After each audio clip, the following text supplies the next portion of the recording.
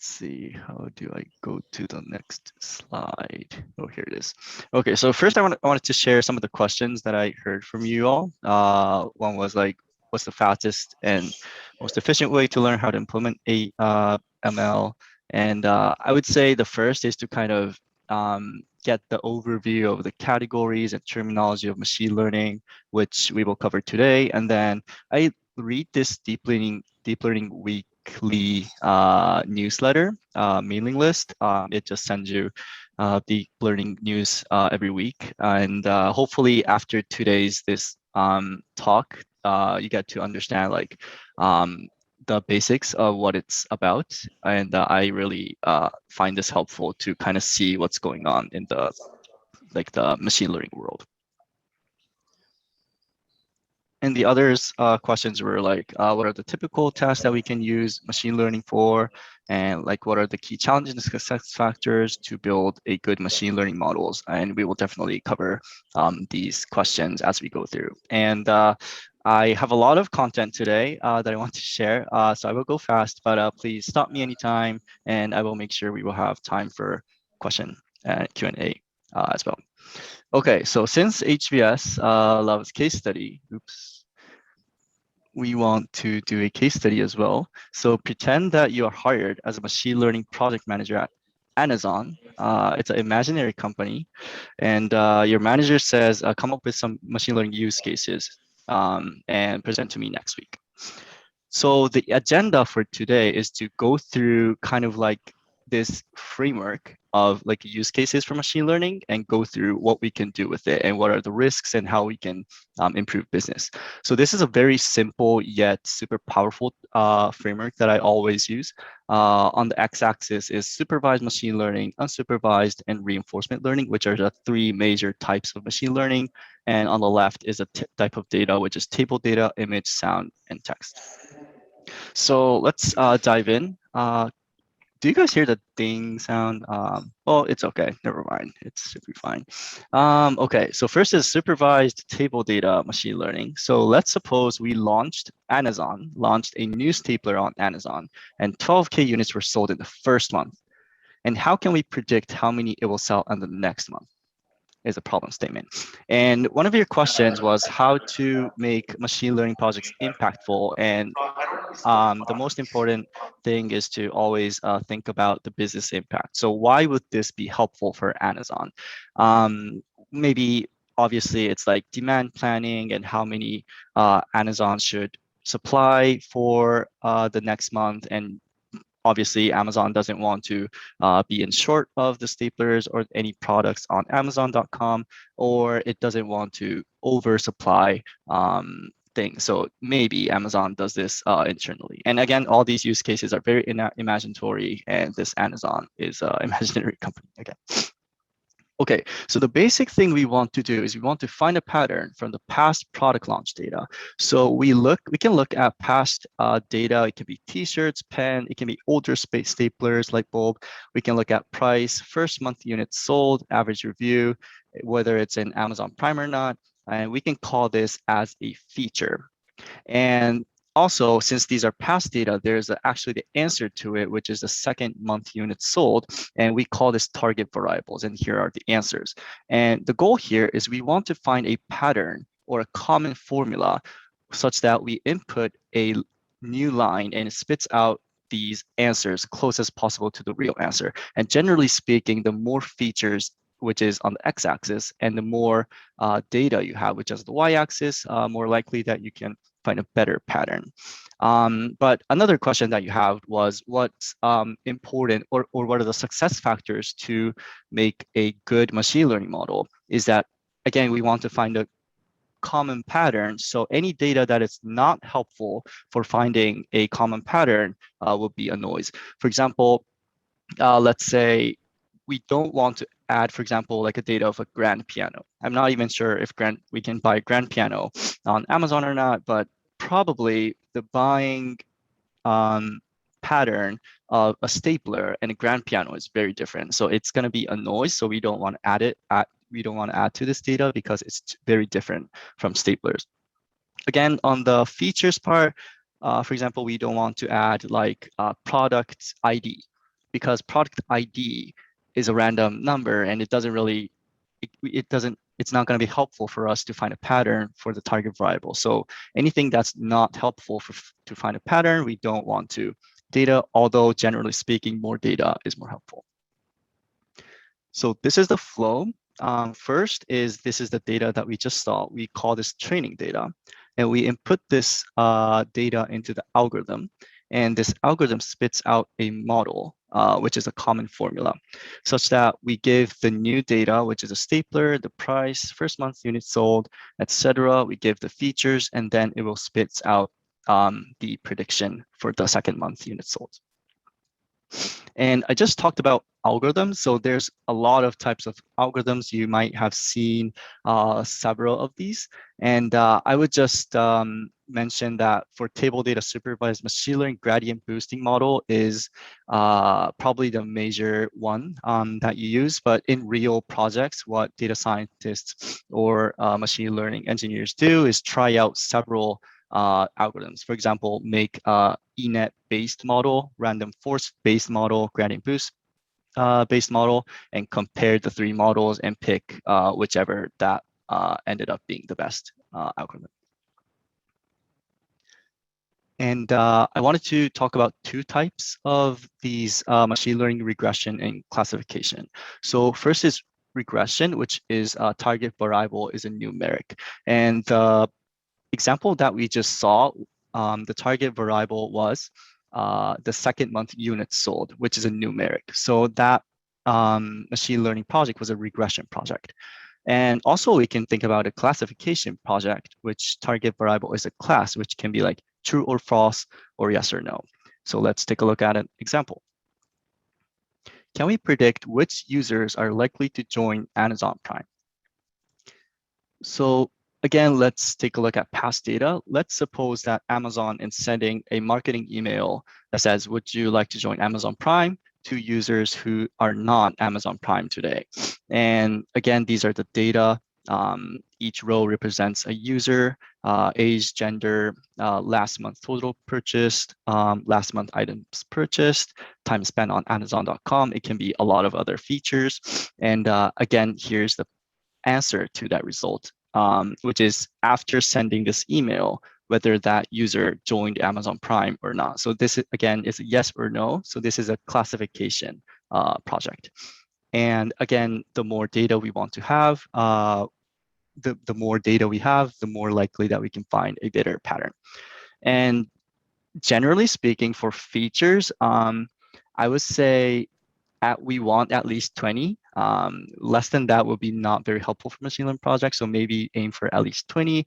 And I saw projects until like up to like 500 features, but probably like around 100 is maybe like the average of a typical machine learning project. And in terms of data, definitely you want at least 500. And as long as it's not noise, the more the data there are, obviously it is very helpful. Again, the classification flow is the same. You give the training data into an algorithm. I mentioned gradient boosting is the way to go. So probably you want to use gradient boosting. And then it spits out a gradient boosting based model such that you enter a new user row and it spits out the prediction. And again, so that your question of what's the success factor of a successful machine learning project? So we need to think about business impact. So if you were to like talk in an interview with an interviewer about machine learning projects, you always have to start with the business issue. For this talk, since I'm explaining or talking about machine learning technology, so I'm starting from technology, but for this specific use case, we can think of a business issue as, for example, maybe Amazon doesn't want to send too much emails. And too much emails means maybe users are distracted and doesn't want to use Amazon anymore. So they want to predict whether a user is likely to join Amazon or not and send that marketing email if it is likely, and not send and not bother the user if the machine learning model predicts that he or she is not going to join Amazon Prime anyways. Okay, so we just talked about supervised machine learning table data. Are there any questions so far? Please feel free to come on mute and ask any questions that you have. I think just quick comment. So for today, I think we talk about supervised and unsupervised and reinforcement learning and how they are different. And then when Carl mentioning your gradient boosting, random forest, all of those like actual algorithm and formula underneath each of this category, I think we can go like deeper and have a deeper dive in other sessions. So like, don't worry if you was like, oh, what is gradient boosting? What is random forest? We try to cover it in the future as well. So I think today is more like what is the broad category of different machine learning. Yeah, 100%. Any other questions? Okay. I will stop later during this talk, so please feel free to stop anytime in the future as well. So let's move on to unsupervised learning. And there are several use cases for unsupervised learning, but I will cover the most popular one, which is classification or the clustering. Let's say Amazon has millions of users, and how should we divide them into smaller groups? Again, coming back to the business problem, maybe Amazon wants to do this because probably it's not a good idea to do the same marketing strategy for all the 1 million users, because there are heavy users, there are light users, there are people who are buying only small, cheap products, who are buying more expensive products. There's probably a lot of like categories within this millions of users. But maybe Amazon is not sure how we should divide these user segment groups. So maybe we want to try an unsupervised learning to figure it out. So since it's unsupervised learning, there's no target variable that we saw in supervised learning. That means there's no right answer in the first place. This is one example. So in the x-axis, I can't see because of the Zoom thing. Okay, average price of purchased product, and y-axis is total purchase per month. So we can think of this two-dimension field, and each dot represents a user. And let's say we want to divide this into 5 groups. And obviously there are no answer. There's no right answer because there's no label. So let's take a look at how unsupervised machine learning works. So this is called k-means clustering algorithm with a nice jazz sound in the background. So suppose that there's a data plot, and again a 2-dimension, and how k-means works is it first selects a random point. So these are the 4 colors. And the humans ask this algorithm to divide into 4, and that's why there's 4 random colors. And these are called centroids. And these centroids, these other dots are assigned to centroids based on which which color is most closest to the centroid.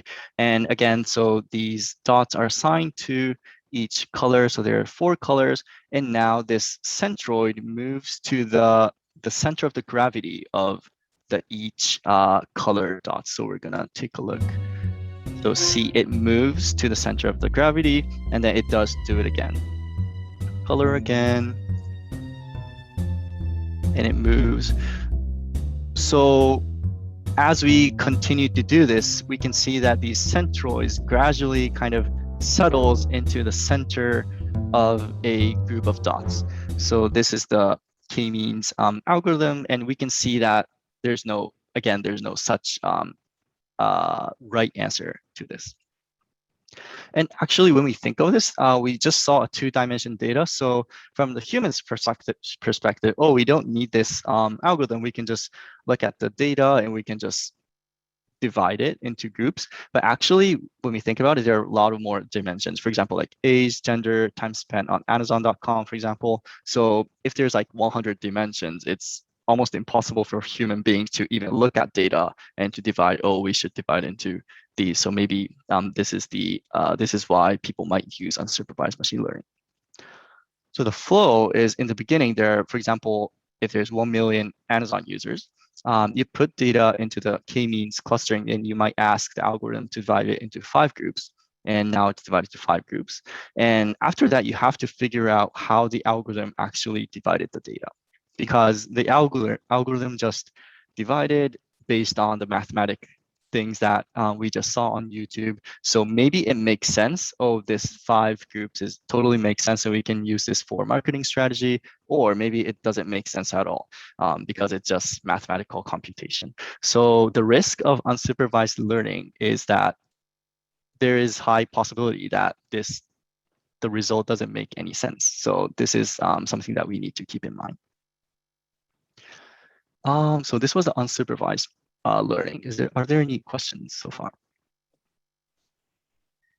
Yes, I have one question. Just Yeah, out sure. of my curiosity. So, how do you define the number of centroids for the clustering?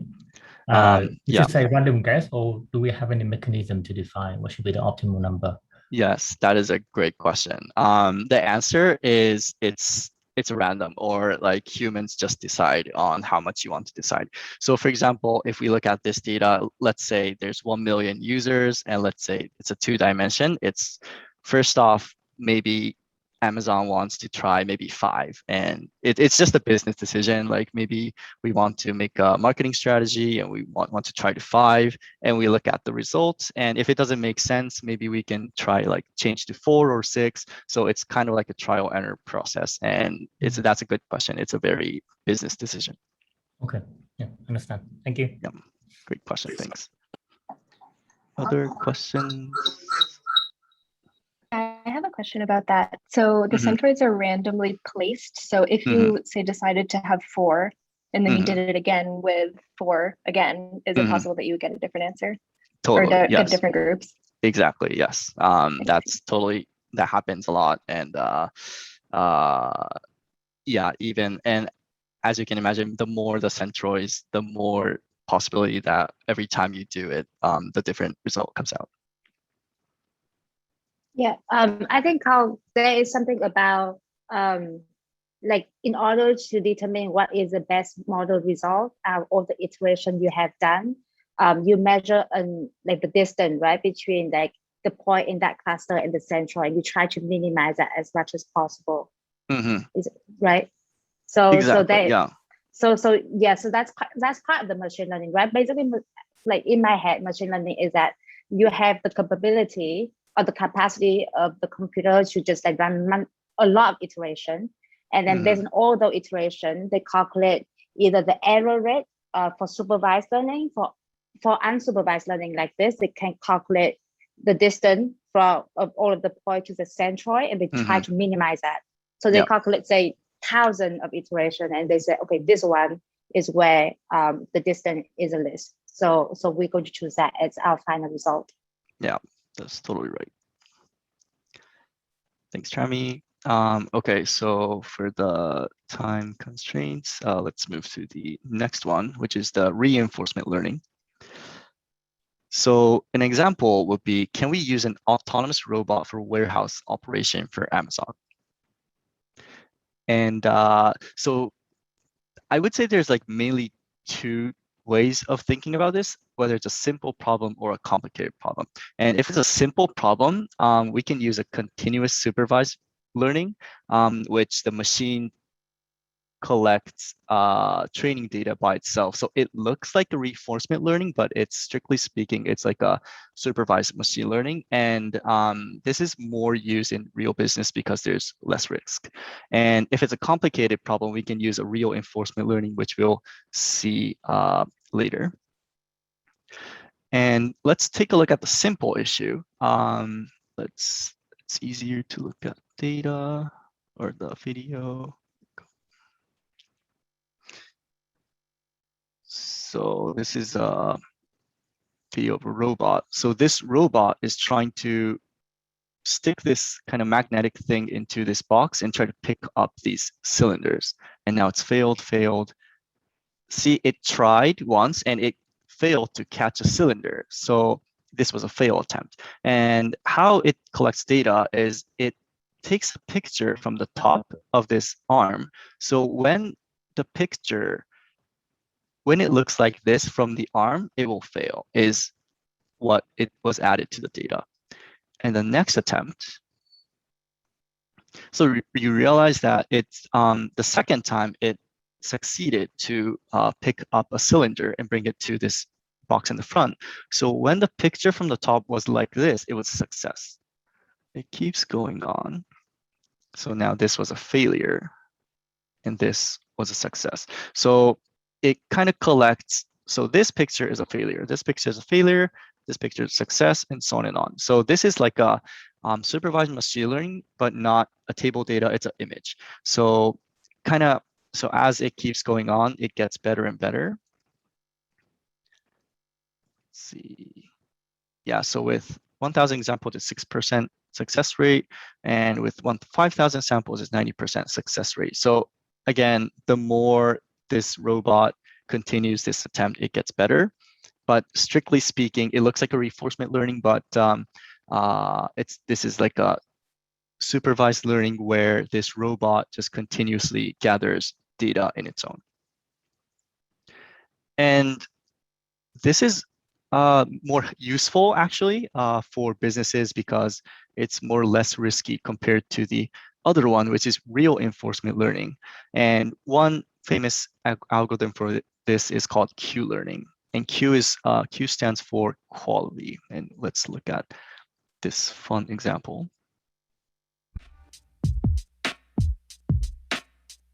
So this is a simulation environment. So the AI starts at random. It doesn't know about the rule or anything. So it starts kind of going randomly somewhere. Or even like hits this pole and like, I'm glad it's a simulation environment. And AI is penalized for crashing and it's rewarded for getting closer to the parking lot. So this is like the beginning. It just keeps crashing. In the middle, it kind of gets slightly better and better.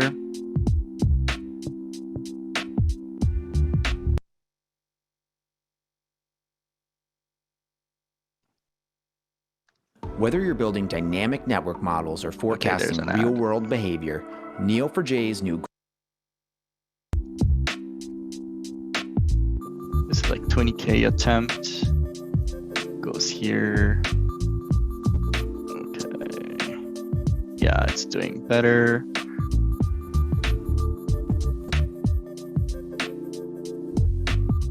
Yeah, oh, it was close. Okay. Okay. And then in the final attempts, when we see it, it gets even like faster. Even starts back. So it learns like it's actually better to go further first to go to the parking lot. So what happened here is, so this blue car it's called agent, and this whole environment is called the environment.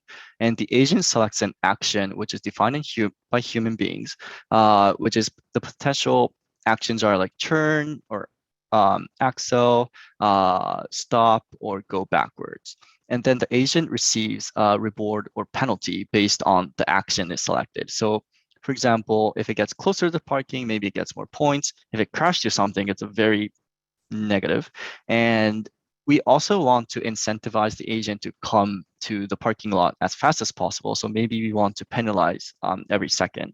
And these are all defined by humans. And based on these, the agent improves or learns how to maximize these points and try again and again. So as we saw in the video, in the beginning, the agent doesn't even know the rules and trying to figure out what are the rewards and what are the penalties, and just learn. And then by the end of the video, it learns to come to the parking lot as fast as possible. So, Carl, I had a question. Yes, of course. So why is the previous example considered supervised learning, not reinforcement learning? The one with the robot trying to pick up the magnets. How come that's supervised, not reinforcement? It seems to me that making a decision, then we're saying yes or no after the fact. Sure. So, so this type, I would say many articles can call this as a reinforcement learning, but it's in a way that it collects supervised learning data or the training data by itself. So what it actually do is collect these images and labels it as a failure. So for this example, this is a failure image, this is a failure image. It labels it and labels these two images as a success, and you run the algorithm. It can be you run the algorithm, update the supervised model, and go to the next attempt. So what it's doing is doing supervised machine learning and updating every time.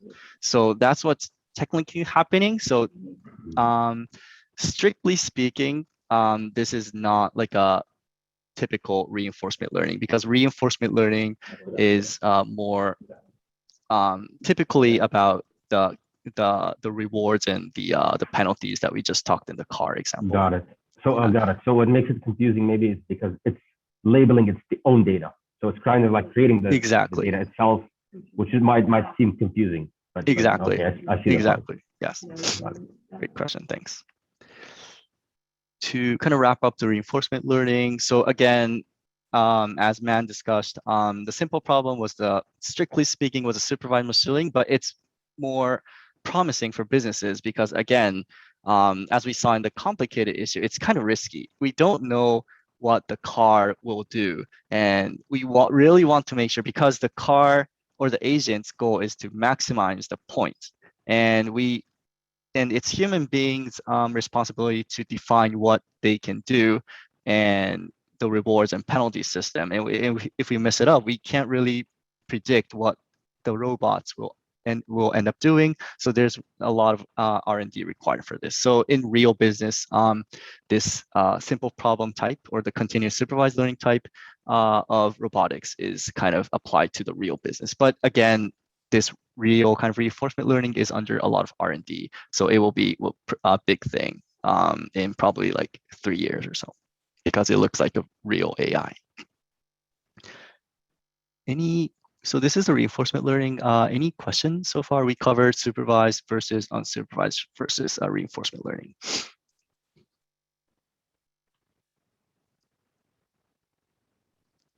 Carl, just for my own clarity. So the difference between reinforcement learning with the rest is that the data you collect like as you go. So you reinforce whenever you see like new data, versus like supervised learning, unsupervised learning, you come to like when you code, you already have like a sample of say at least like 500 data points already, and you train based on those data points. Versus reinforcement learning is that you collect data as you go.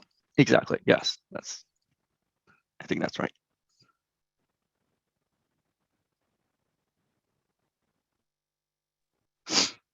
Okay, so let's go on to the next topic. So we covered supervised and unsupervised reinforcement, and we saw some risk in unsupervised, which is maybe the result is not useful. And reinforcement learning, it's helpful, but it might be risky to use like the most forefront technology. So I would say majority of the real business application is supervised machine learning. So we will dive into the other data, which are image, sound, and text. And for these data types, what we call deep learning is used. So we will first look at what deep learning is. So we looked at popular algorithms several slides ago, and one of it was a neural network, and it evolved into deep learning around 2013, and this really allowed us to use machine learning for image and text. And so one thing to remember here is that deep learning is one kind of category within machine learning algorithms. So yeah, so deep learning is one of the machine learning is kind of like a takeaway from this slide. And within deep learning, there's so many types of algorithms and models. We will go through one by one. So this is kind of like a landscape, but we will go through one by one. Okay, let's start from image. So the problem statement can be like, how can we automatically detect and delete inappropriate images on Amazon?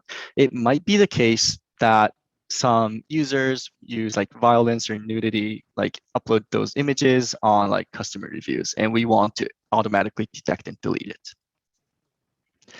And as we saw on the supervised machine learning, and as we saw also in the cylinder pickup robot, this is a kind of simple project where we kind of label each of the pictures. So one picture, this is no issue, violence, nudity, no issue.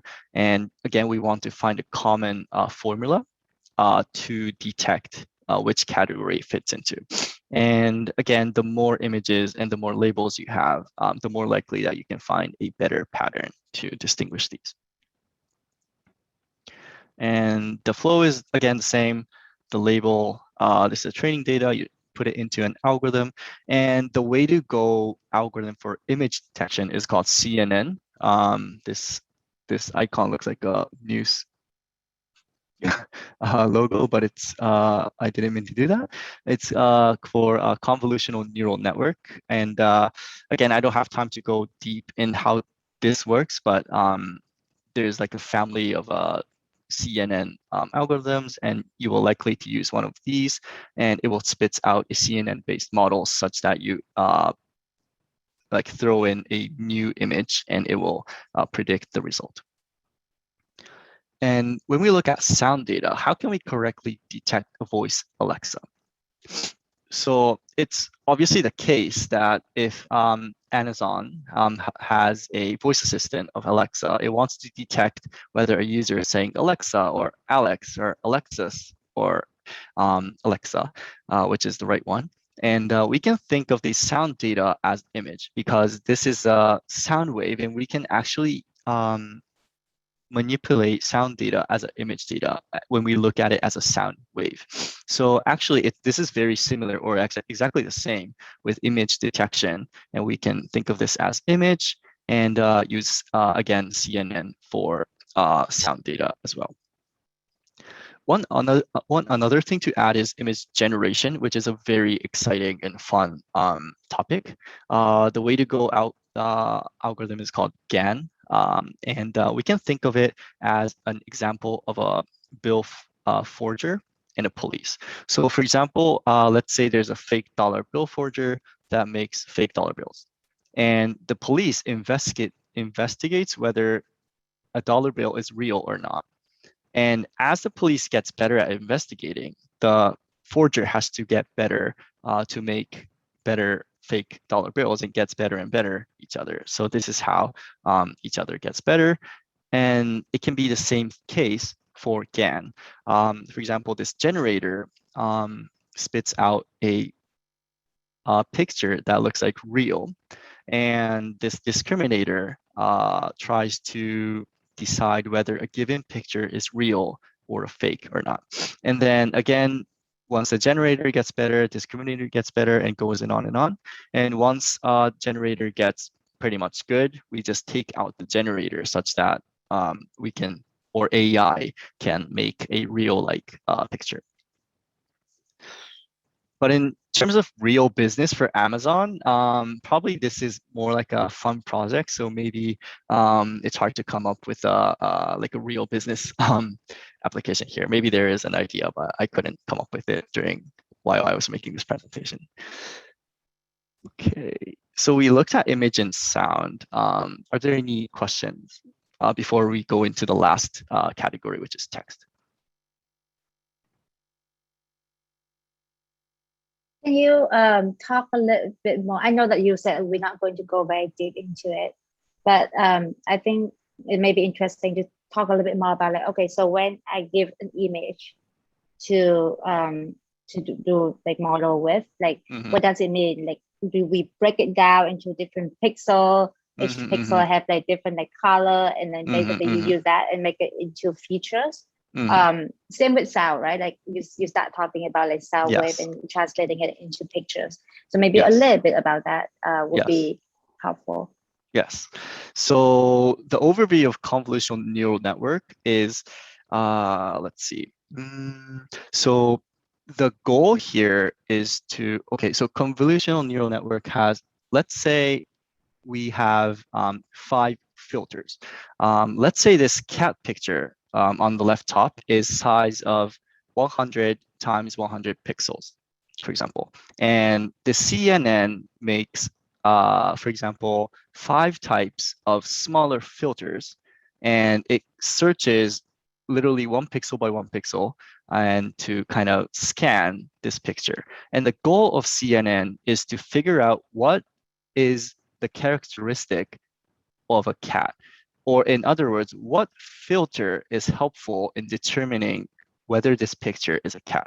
So first, the CNN makes 5 random filters and tries to figure out, but since it's random, it's not helpful for deciding whether this picture is a cat or not. But then since it's giving a label of this is a real cat, it learns of a common characteristic, or again of a shape for the filter to decide whether this picture is a cat. For example, by the time CNN learns this, maybe one filter detects this triangle eye. So maybe this triangle shape is kind of embedded into the filter. So maybe one filter detects cat ears, and maybe like this eye, right? This kind of cute little rounded eye. Maybe one filter learns how to detect this eye, maybe the nose, maybe the mouth. It kind of detects 5 filters each, tries to detect each of the cat's characteristics, such that it goes to a new image, and this 5 filters each tries to again look for that features. Where's the triangle ears, where's the round eyes, where's the nose? It scans, and when all the filters kind of, well, not all, but like according to the filter's data and the match with that filter in the actual image, it detects whether it's a cat or not. That's like an overview of CNN.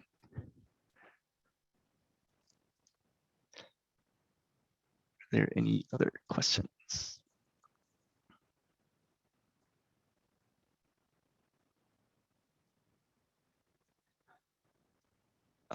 If not, let's dive into the final category, which is text. And then we can open up the rest of the time for more general Q&A as well. So text is definitely the hottest area today since 2017 or 2018. And I think a lot of you heard about the word natural language processing, and let's take a look at how it generally works.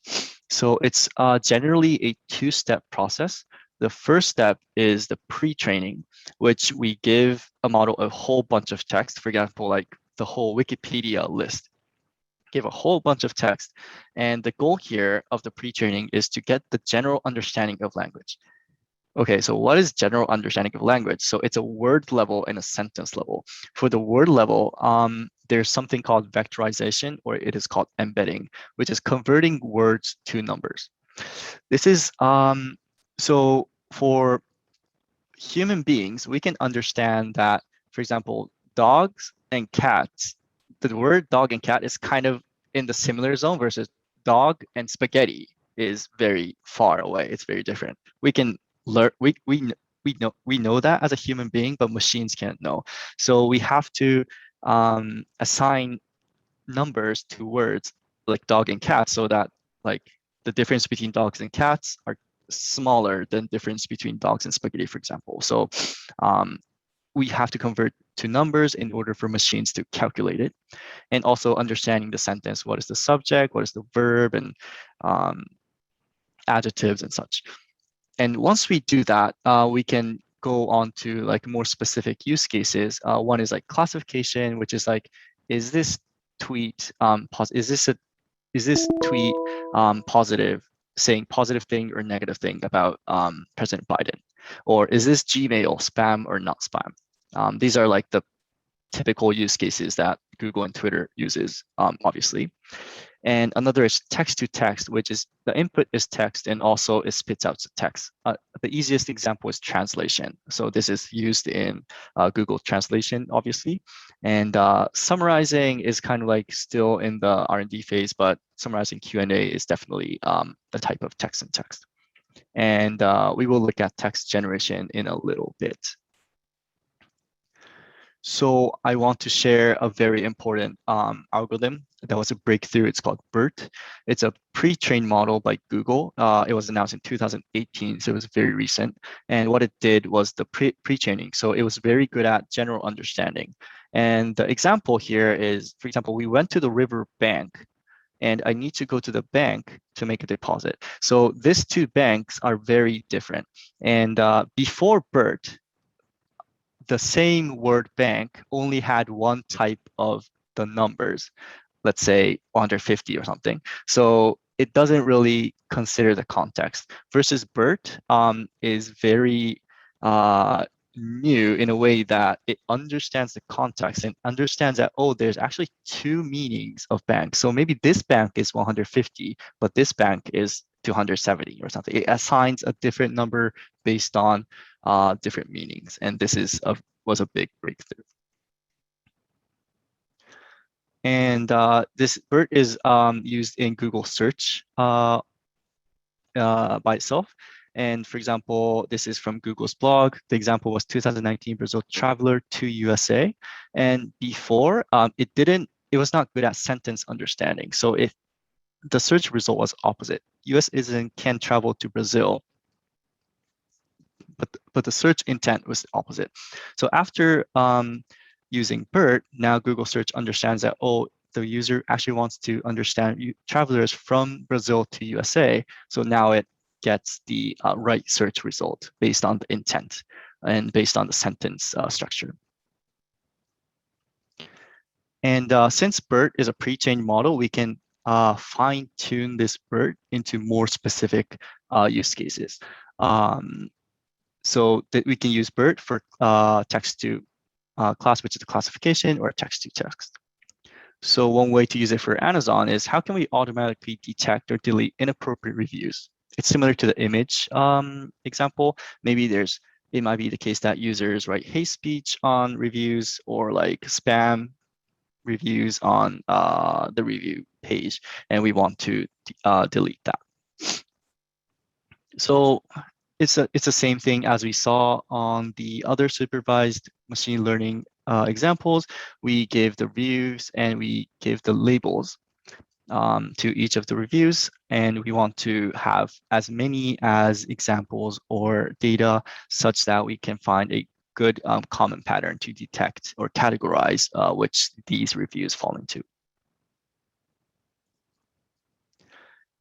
The final topic I want to cover is GPT-3. Probably you might heard of it as well. So the difference between BERT is that, so BERT, remember, was only pre-training over here, but GPT is a general purpose transformer model. So it covers everything, and it's a general purpose. So it can literally be used for pretty much anything in the natural language processing world.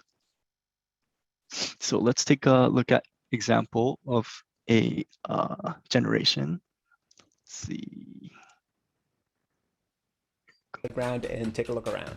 So the main application is really oriented around the playground. That's really where you spend the majority of your time. And this is where you type basic text that you want GPT-3 to interpret and figure out how to complete. So if I say something simple like, this is a test, and I hit the submit button, it will then try to complete that text. So it says, this is a test of the emergency broadcasting system. This is only a test. So again, very simple example. Over here on the right, you can see what you can change in terms of parameters. There is the GPT engine, and there's a number of different engines. The engines will behave slightly differently, and they also have different costs associated with them. So the DaVinci engine is currently the most sophisticated, with some of this beta engine being worked on as well. In addition to the engine, there's the response length, the temperature, which is how random a particular response is. If you want multiple responses, it can go through those responses with best of. There's frequency penalties and presence penalties, and this helps GPT. Yeah, so as we saw in this example, so text generation is a task where you give a kind of like a beginning of the text, and then the model will try to complete it. And so this was like, this finished in like 2 sentences, but you might seen oh, AI created or AI written a novel or something. So that example is like maybe you give once upon a time to AI, and then you set this length to, I don't know, like 10,000 words, so that such that once upon a time, blah, blah, blah, blah, blah, and AI just starts completing or trying to like continue after that until it reaches to 10,000 words. This is the generation task for natural language processing, and GPT-3 is really primarily used for generation, but it's general purpose model, so it can be used for other use cases. And this is a comparison of BERT and GPT-3. And one thing to highlight here is that although GPT-3 is general purpose model, it can do anything, it doesn't mean that it's the best. So since it's a general purpose model, it's very huge and heavy to run on it, and you can't customize to like a specific use case.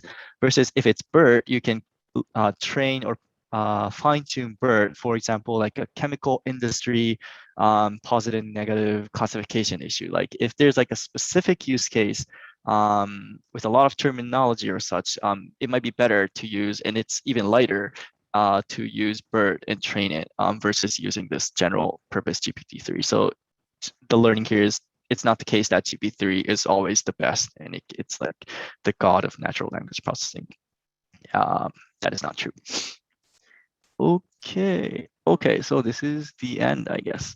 Okay, as a summary, we looked at this framework, which I find it very helpful for kind of organizing our thoughts. Whenever we see news articles or any like LinkedIn feeds, we can always like figure out what is this machine learning use case. Is it supervised machine learning? Is it using sound data? You can fit into this. And I also added some of the major algorithms that you kind of always see in these articles. So I hope this was helpful for you to kind of get the overview of sense of what machine learning is and what it can do. Okay, so this was the end of the presentation. So before we go on to the Q&A for the last 5 minutes, I have a very quick survey.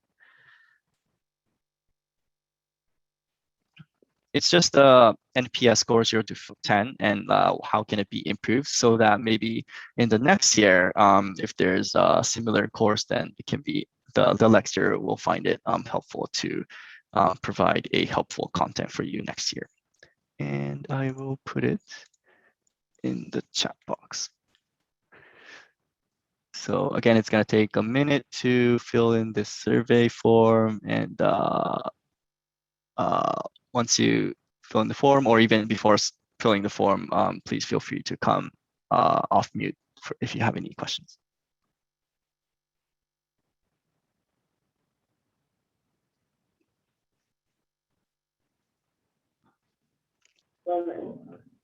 So Carl, can I ask you a question? Yes, of course. Yes, so are the slides going to be provided? Yeah, of course. I can share the slides, yeah. Okay, excellent. Thank you. And by the way, you're going to also share the recording of the video? I want to go over some stuff again. Yeah, of course, yeah. Excellent, thank you. How, for BERT and GPT-3, I can understand how BERT is supervised learning, because you have like, you already understand the meaning of the sentence, and you try to match it to it. But for GPT-3, given that it's like generating like essay and sentences, how is it supervised and is not unsupervised? Yeah, reinforcement. Sure. Let me share the screen again. So yeah, that's a great question. Natural language processing is always a confusing topic. Let's see. Okay, so this is again the general step. Strictly speaking, this pre-training phase is so many people call it a lot of ways, but I think what I see most is this pre-training part is unsupervised learning. Because this is what it's doing is you're just, for example, throwing in a whole bunch of Wikipedia text. So you're not labeling anything, you're just giving text that's already there. So this is unsupervised learning such that it creates that the words are converted to numbers. And after that, you're right that this classification example that we saw, the spam or not spam example that we saw, is a supervised machine learning model, and similar to text and text. Like dog is in Japanese, whatever.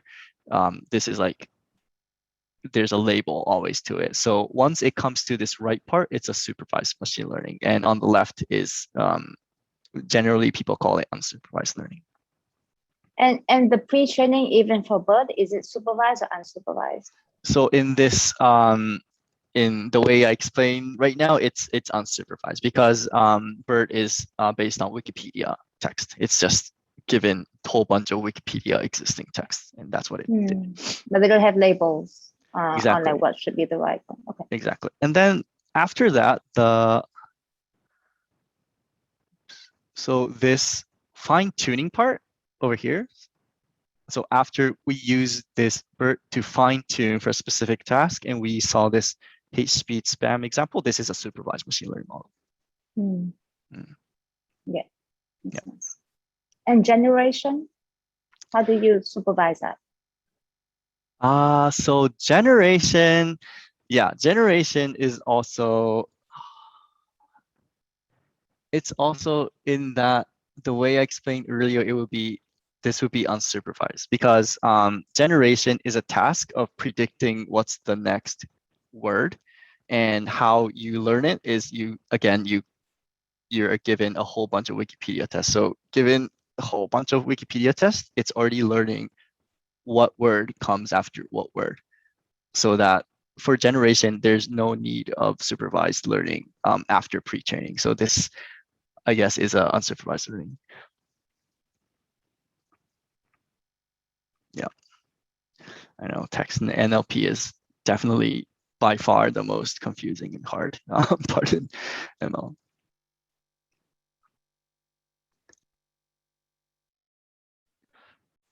Is there time to give a really high level overview of the difference between some of the algorithms, like the random forest and the gradient boost? Yeah, sure. Let's see. Screen.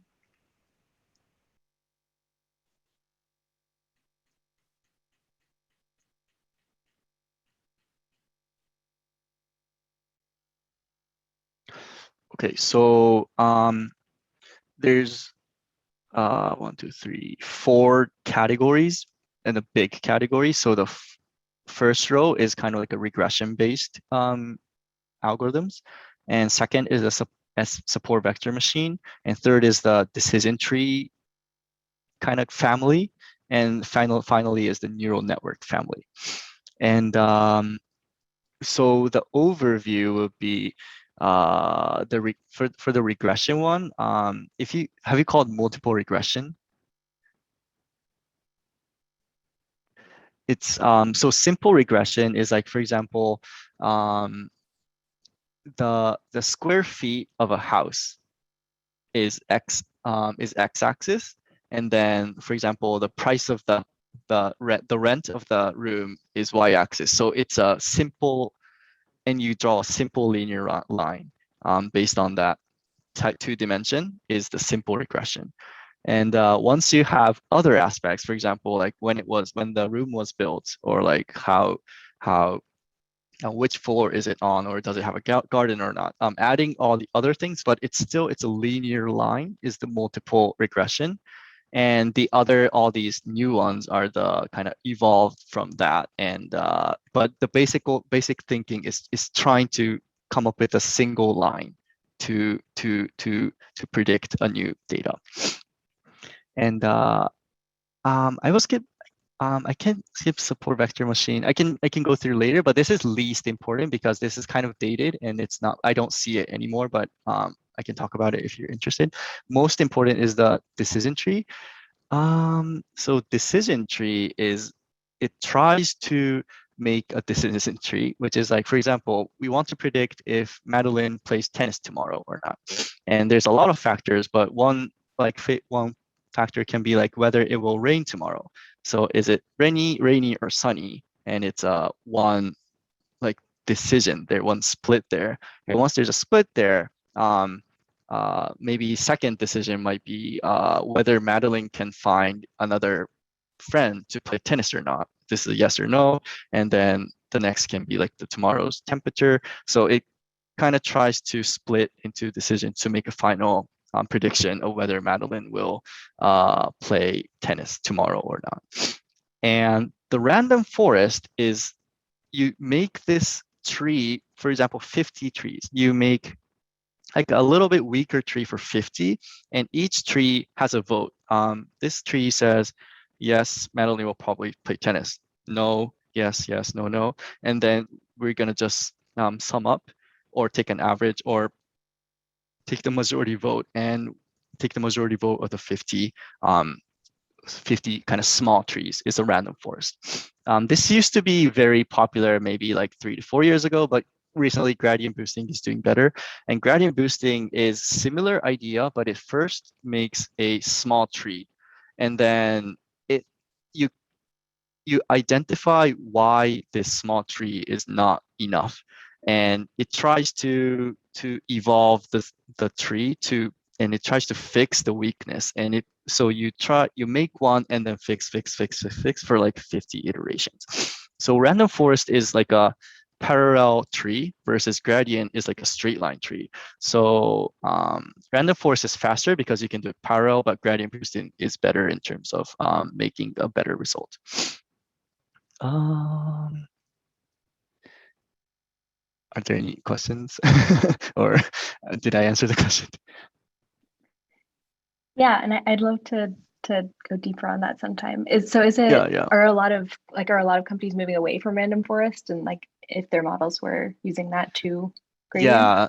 So it's not hard to just try like 3. So let's pick ENet and random forest and gradient boosting. Let's make 3 models and let's see the result and pick the best one is the way to go. So it's not necessarily, you can just try random forest very easily, but when we see that like data science competitions and when we see the winning algorithms, it's kind of there's more gradient boosting than random forest.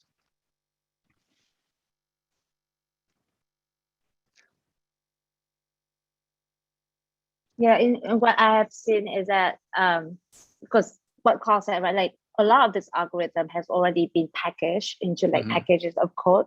Yes. And so when you say you use Python, you literally just say do like one sentence to code that package, and you adjust the features inside, and then that's it. But of course, you have to wait for like the data to be processed.